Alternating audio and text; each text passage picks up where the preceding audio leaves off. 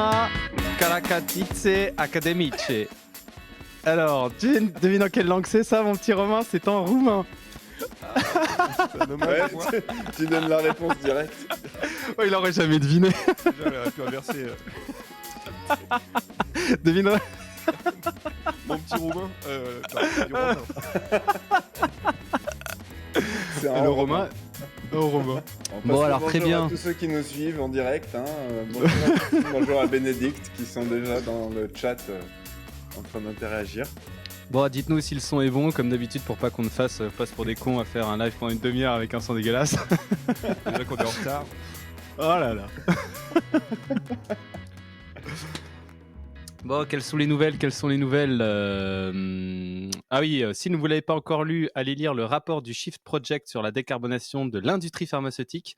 Le rapport préliminaire est sorti, donc ils ont besoin de votre aide si jamais vous avez des données. Je mettrai le lien dans le chat, là, ou je sais pas quoi.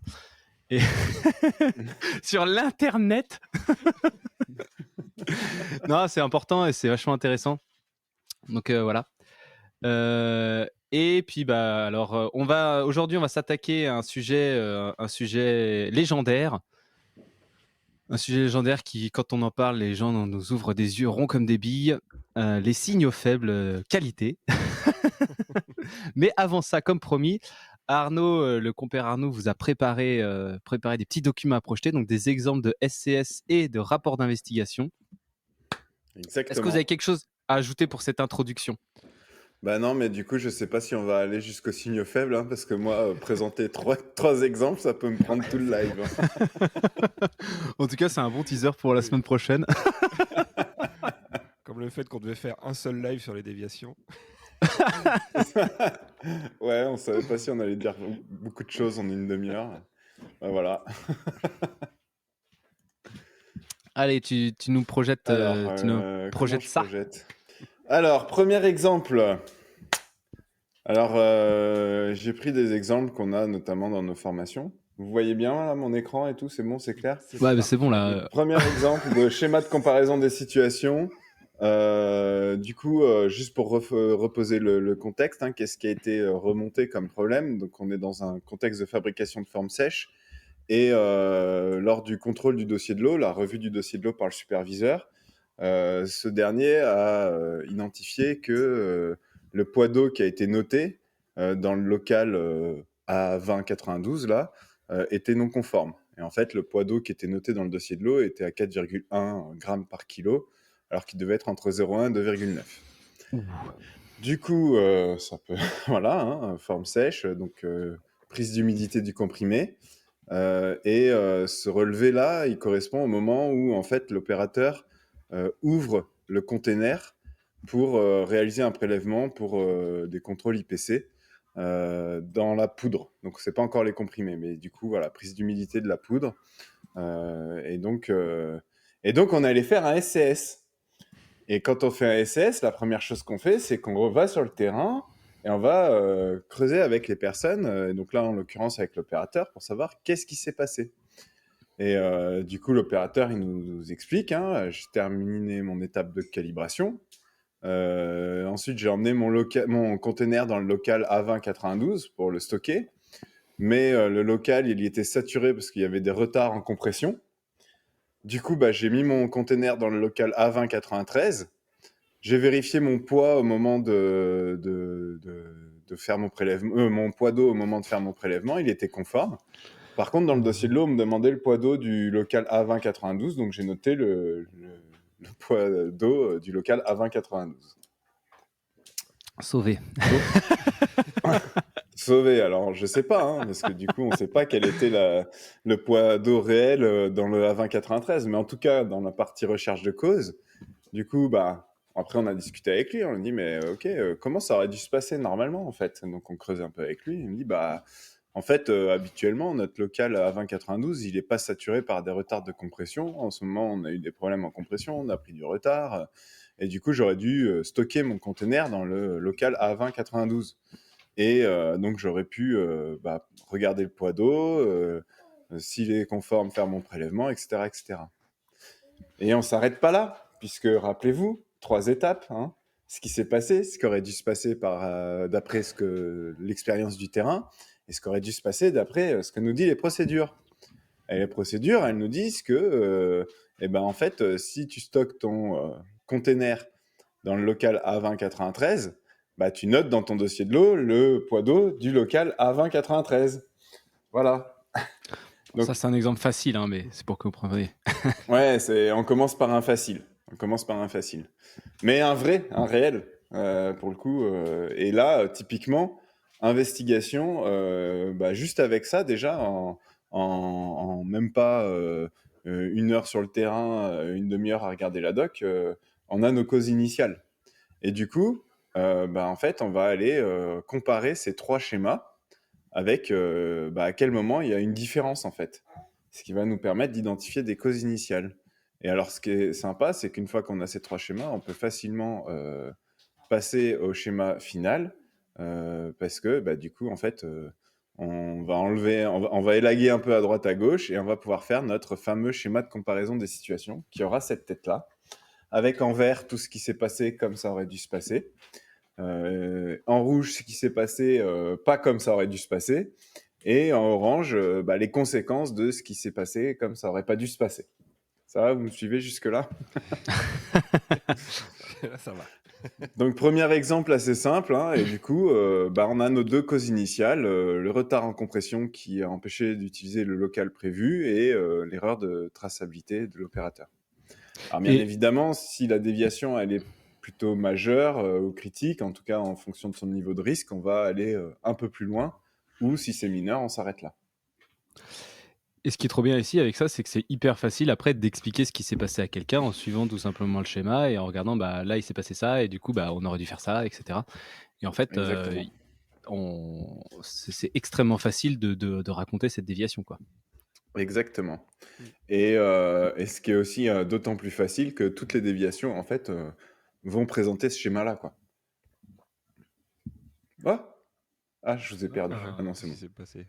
Non, mais Ok. c'était bien parce que du coup, c'était plus gros. Ah Ouais, mince.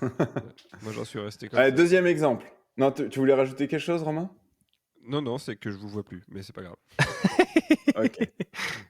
Deuxième exemple. Un peu plus compliqué celui-là. Et celui-là, tu l'aimes bien, Paul-Adrien. Donc là, on a un petit QQO QCP que je vais réexpliquer assez rapidement. En gros, le quoi, c'est une réconciliation qui est non conforme en fin de conditionnement secondaire. Durant la réconciliation finale, on a trouvé une boîte de plus que ce qu'on a produit. Donc, le pourquoi c'est un problème, parce qu'on a un risque de contamination croisée avec le lot précédent. Donc après, on a qui c'est qui a fait ça. Donc le compte a été fait par l'opérateur au secondaire et le lot a été étiqueté par l'opérateur du primaire. On a les dates, hein, quand est-ce que ça s'est passé, à quelle heure, où est-ce que ça s'est passé, combien de boîtes. Donc là, en fait, on a compté 24 025 boîtes physiquement. Et C'est long, en fait, comment? C'est long à retraiter 24 000 boîtes. Voilà. Et on en a réceptionné 24 024 au conditionnement secondaire. Donc, au conditionnement secondaire, il y a une boîte en plus qui est arrivée dans le bazar. L'action immédiate, ça a été de recompter. Donc, on confirme qu'il y a bien 24 025 boîtes dans le lot. Et aussi, on allait voir l'historique et on se rend compte que le lot précédent, c'est exactement le même produit. Donc là, ça pue. Alors, on va pas passer sur, encore une fois, l'analyse d'impact et tout. Là, on était vraiment sur l'exemple de SCS. Et donc, rebelote. Hein. On se refait notre petit déroulé de qu'est-ce qui s'est passé, qu'est-ce qui aurait dû se passer. Donc, je reprends dans l'ordre hein, quand on interroge un peu les opérateurs sur le terrain. Donc, ils ont réceptionné 24 033 flacons pour étiquetage. Ensuite, ils ont démarré l'étiquetage. Il y a un flacon qui a été éjecté lors de l'étiquetage. Et en fait, quand les flacons sont éjectés, ils sont contrôlés en cours de production. L'opérateur identifie qu'il y a un flacon éjecté qui était conforme. Donc, il a été éjecté, mais il était totalement conforme. Il l'a réintégré immédiatement en cours de production. En fin d'étiquetage, le compte des flacons basé sur le compteur machine indique 24 024 flacons conformes et 9 déchets. Alors là, il faut suivre. Hein. Il est un peu plus sioux que celui-là, mais bon, voilà. Donc, il n'y a pas de flacons conformes dans les déchets à réintégrer, puisque donc il regarde dans les déchets et après il réintègre les flacons conformes. Donc, aucun autre flacon n'est réintégré, et donc le compte flacon reste à 24 024. Ensuite, on a notre opérateur du conditionnement secondaire qui réceptionne et qui fait un compte sur la base de ce que lui indique la machine, soit 24 024 flacons. L'ensemble des flacons sont conditionnés, aucun flacon non conforme détecté sur l'ensemble du lot, et on fait la réconciliation physique du lot avec du coup 24 025 flacons comptés et 24 024 en théorie. Donc je vais vous le faire assez rapidement, mais quand on a interrogé les opérateurs sur le terrain, qu'est-ce qu'on s'est rendu compte? En fait, les opérateurs nous disent, quand on identifie, donc ça va se passer ici, vous voyez ma souris, quand on identifie un flacon éjecté conforme, on ne doit pas le réintégrer immédiatement, mais on doit le mettre de côté avec les déchets et on le réintègre en fin de lot. Du coup, le flacon conforme qui a été détecté, il aurait dû être, à la fin de l'eau, on aurait dû bien avoir 24 024 flacons conformes et 9 déchets. Indiquer qu'on intégrait un flacon conforme qui a été trouvé dans les déchets, et donc le compte de la machine serait passé à 24 025. Ensuite, du coup, ce que nous dit aussi l'opérateur du secondaire, enfin les opérateurs du secondaire, c'est que normalement, le compte, il se fait physiquement sur les flacons réceptionnés et non pas sur la base de ce qui est dans la machine. Et donc, au final, on aurait dû arriver avec, ici, compter 24 025 flacons et avoir une réconciliation de 24 025 flacons comptés et théoriques. Et donc, quand on fait le tour de la procédure, en fait, on se rend compte que qu'il n'y a pas du tout de description de qu'est-ce qu'il faut faire sur les flacons éjectés conformes en cours de production. Donc ça, c'est le flou de la procédure. Donc en fait, finalement, d'un opérateur à l'autre, on pourrait avoir des pratiques différentes. C'est pas cadré par la procédure. Ce qui arrive assez souvent. Là, non, mais dans le cas là, du coup, il y avait deux opérateurs qui faisaient différent, quoi. Exactement. Et de la même manière, dans la procédure, on ne précise pas comment se fait le compte des flacons à la réception au secondaire. Et donc on continue, hein, donc on a nos trois descriptions et on va pouvoir identifier où est-ce que ça a merdé facilement. Donc on va mettre en évidence et on va pouvoir construire notre schéma de comparaison des situations de la même manière, qui aura la même forme que celui qu'on a vu précédemment. Et donc au final, chaque déviation aura ce schéma qui nous permet d'identifier des causes initiales et de retenir les causes initiales. Il arrive, on en a déjà parlé dans un live précédent, que quand on fait ce schéma, il n'y a rien qui ressort, et là, il va falloir basculer sur le fameux tableau de comparaison des conditions. Mais voilà déjà un petit exemple de SCS. Deux petits exemples de SCS. J'ai un petit exemple de rapport aussi. Vas-y. Et du coup, vite fait pour les couleurs, je sais pas si tu l'as encore, l'autre, pour reparler rapidement des couleurs. Ouais. Du coup, quand c'est vert, c'est ce qui se passe normalement. Quand c'est rouge, c'est effectivement notre événement qui va en déclencher, qui va déclencher des choses pas bien.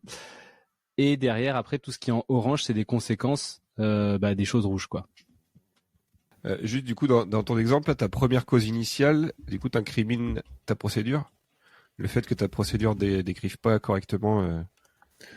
Non, c'est que alors on n'a pas suivi la règle qui n'est pas effectivement procédurée, mais donc il y a une règle tacite qui est en fait on doit pas réintégrer les flacons en cours de prod, mais elle n'est pas procédurée. Donc après au niveau des actions, faudra peut-être effectivement avoir une action sur la procédure, mais on le sait bien, ça sera clairement pas suffisant.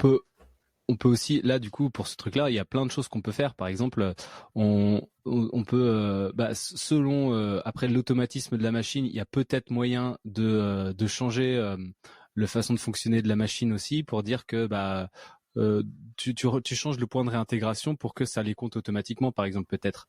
Oui. Il y a des choses comme ça. Après, tu peux aussi, par exemple, mettre un affichage, par exemple, en disant ne pas réintégrer les flacons au fur et à mesure du lot et réintégrer à la fin. sur la ligne. Enfin, en gros, en fait, la procédure, ça sera certainement pas suffisant de la changer, quoi.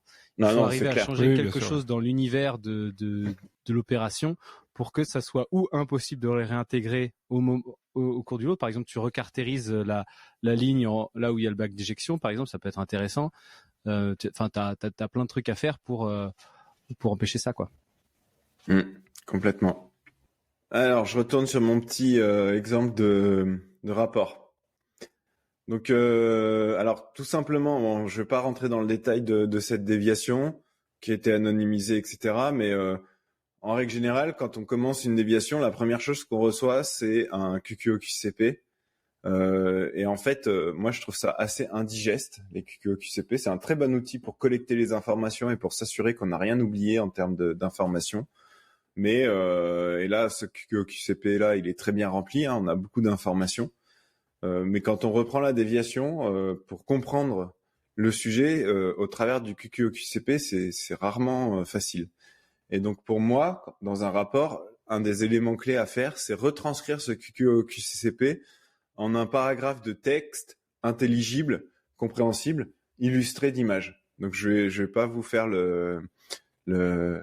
l'offense de vous lire ce QQO/QCP, mais en gros, ce QQO/QCP qui est joint à la déviation, il va se traduire en ce fameux paragraphe qui va peut-être être le seul élément de rédaction qu'on va avoir à faire, puisqu'après derrière, ça sera les schémas, les tableaux, etc. Mais voilà, donc on a un paragraphe qui nous permet de bien comprendre la déviation dès le début, avec des schémas qui illustrent pour bien faire comprendre qu'est-ce qui s'est passé et qu'est-ce qu'on a constaté, quoi. Ensuite, forcément, comme on vous l'avait dit quand on avait parlé du danger risque action, ça n'a jamais été aussi simple de formaliser l'analyse de risque et d'impact d'une déviation qu'avec cet outil. Comme on vous l'avait dit, c'est un tableau. Quels sont mes risques? Donc j'identifie l'ensemble de mes risques. En face de chaque risque, je vais identifier des actions pour aller vérifier si mes risques sont réels ou pas. Et je vais pouvoir mettre la conclusion. Donc risque, action, conclusion. Et là, on voit directement quels sont les risques réels et donc ils sont en fait des impacts puisqu'ils sont avérés. Et qu'est-ce que j'ai pu éliminer grâce à ces actions-là. Et du coup, derrière, on va avoir les impacts. Donc on reprend ce qu'il y a dans notre tableau précédent ici, les conclusions, on les met en impact. Et en face de chaque impact, quelle action je vais mener pour pouvoir me remettre en conformité. Ça peut être détruire une partie du lot, ça peut être isoler, ça peut être retraiter si on peut, ça peut être plein de choses, mais qu'est-ce que je vais faire pour me remettre en conformité? Et donc, encore une fois, formalisation ultra simple, impact, action, conclusion. L'eau détruit. Ouais, bon. Oui, mais bon, moi, je vais pas présenter la déviation dans le détail, mais elle est assez marrante. Comment? Non, ouais, c'était marrant, c'est que je voyais juste l'eau détruit. C'est la réalité. Et ensuite, on arrive donc à notre fameux SCS. Donc, dans le rapport, on va pas mettre les 3 descriptions, on va mettre juste le schéma final. Les 3 descriptions, donc ce qui s'est passé, ce qui aurait dû se passer, ce qui aurait dû se passer d'après les documents. C'est plus méthodologiquement pour s'aider à construire le SCS. Mais après, dans le rapport, on peut se limiter à formaliser ça uniquement notre schéma final avec notre conclusion. Une fois qu'on a ça, alors on va pouvoir intégrer aussi l'analyse de criticité, la gravité, niveau fort, pourquoi, occurrence faible, pourquoi, détectabilité forte, pourquoi. Et du coup, ça nous donne la criticité majeure. On doit faire un romanesco de niveau 1. Il n'y a pas d'impact étendu à faire et les CAPA peut-être, mais dans ce cas, il a été décidé de pas mettre de CAPA. Il a été décidé de mettre une CAPA dans ce cas-là. Puisqu'on a détruit un lot quand même. Et donc ensuite, derrière, on va avoir notre fameux diagramme romanesco. Donc là, on a juste le diagramme avec la cause initiale. Là, c'est la déviation. Là, c'est nos 2 causes initiales. Et pour chaque cause initiale, on a identifié un certain nombre d'hypothèses. Et on a, grâce à des actions qu'on va voir dans le tableau juste après, pu conclure sur quelle hypothèse on retenait et donc quelle cause on retenait. Et en fait, ce diagramme est associé à un tableau où on a là notre cause initiale avec les différentes hypothèses, les hypothèses, quelle action on avait menée en face de chaque hypothèse pour prouver si c'est vrai ou si c'est faux, et pour prouver si ça peut avoir un lien avec notre déviation ou pas. Quel résultat on a? Et bien évidemment, on va joindre les preuves des résultats, et du coup la conclusion, hypothèse écartée, hypothèse retenue. Trop simple à formaliser comme ça. Voilà, pareil pour la deuxième cause initiale. Et on finit donc avec un petit tableau de qu'est-ce qu'on va faire comme CAPA. Donc là, action curative, réparation, changement du détrompeur. Action corrective, mise en place d'une maintenance préventive sur les détrompeurs de l'usine. Enfin voilà, en gros, on reliste un peu ici nos actions. Et on termine avec la conclusion, le paragraphe de conclusion qui clôture tout ça. Donc vraiment, rapport assez simple.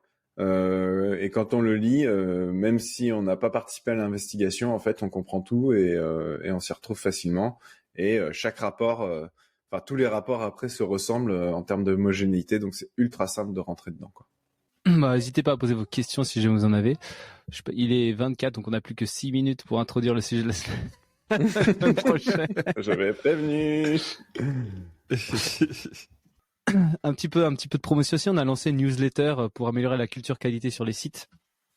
Vous pouvez aller vous pouvez aller vous abonner sur le site ou sur Substack, l'Académie de la qualité efficace. C'est assez cool comme principe. En fait, dans les trois premières newsletters, ça vous explique ce qu'on va faire, et puis après tous les mois, vous recevrez un kit de communication sur un sujet pour améliorer la culture qualité sur votre site. Donc il y aura un kit de communication pour les managers, donc, du top au down pour parler du sujet. Vous aurez aussi donc la communication transformée en diapositive pour mettre sur les diapositives pour mettre sur les télés, pour faire circuler sur les télés de votre site si vous en avez, et un petit jeu pour mettre dans la cafétéria pour faire parler un petit peu du truc. Et donc comme ça c'est le kit de base que vous recevrez tous les mois. Donc si vous êtes abonné à cette newsletter. Après on fera peut-être d'autres communications, mais déjà c'est pas mal. Ah ouais, carrément. Mais en gros, c'est on vous accompagne au travers de cette newsletter mois par mois pour travailler à améliorer la culture qualité du site. Et c'était un peu pour ça qu'on voulait parler des signaux faibles aussi aujourd'hui, parce que c'est un des éléments fondateurs de cette culture qualité. Mais ça sera pour la prochaine fois, du coup. Et si jamais vous avez j'aimerais bien que ça soit un petit peu interactif dans le sens où on peut mettre des commentaires sur Substack, on peut mettre, vous pouvez nous envoyer des commentaires, des machins. J'aimerais bien que vous puissiez nous refaire des retours régulièrement sur ça, savoir si vous avez bien aimé, si ça a fonctionné, si ça marche pas. Voilà, qu'est-ce qu'on peut faire, qu'est-ce qu'on devrait modifier. Enfin, voilà, un peu tout quoi pour que ça fonctionne, quoi. Et qu'on arrive à avoir un impact important sur votre équipe, sur votre site, parce que on n'est pas obligé de le faire au niveau du site, on peut le faire juste au niveau de son équipe. Ça vous donne une communication sur la qualité à faire une fois par mois, donc c'est vachement intéressant, je trouve. Et c'est totalement gratuit en l'occurrence. Ouais. Donc ça c'est intéressant. Et mais aussi pour clôturer quand même, on vient de clôturer tout un cycle déviation. Pour ceux qui sont intéressés, on a une formation en ligne qui permet de rentrer plus dans le détail, qui permet de reprendre aussi tous ces éléments qu'on a pu aborder lors des lives avec des exercices pour pratiquer, etc. Si ça vous intéresse, je vous mettrai aussi le lien en commentaire. N'hésitez pas à aller voir. Ça peut être intéressant. Puis on peut aussi vous aider sur vos sites, si vous voulez être accompagné. Faut pas hésiter, quoi. C'est comme ça qu'on se rémunère d'ailleurs. Ouais, c'est vrai, c'est comme ça qu'on peut faire tous ces lives gratuits, tous ces trucs pas gratuits. Sponsorisé là. On est sponsorisé par l'Académie de la qualité efficace, il me semble. Ouais. Sponsorisé par nous-mêmes. Non, mais en tout cas, merci à tous de nous suivre. Et puis, rendez-vous la semaine prochaine pour commencer à discuter des signaux faibles. Je remettrai la main. Parfait, une bonne chose de faite. Non, voilà. Sachant qu'on en avait déjà parlé, s'il y en a qui veulent déjà aller s'échauffer avec un autre épisode, on en avait parlé lors d'une pause CAF. Ah ouais, c'est vrai. On avait, c'est ça, j'avais commencé à faire une vision dans l'intervention de ce truc-là, ouais. Je donnerai des nouvelles d'ailleurs de mon intervention là, à 2 mois. Allez, merci à tous, bon appétit et à bientôt pour un prochain live. Allez, à la semaine prochaine. Bye.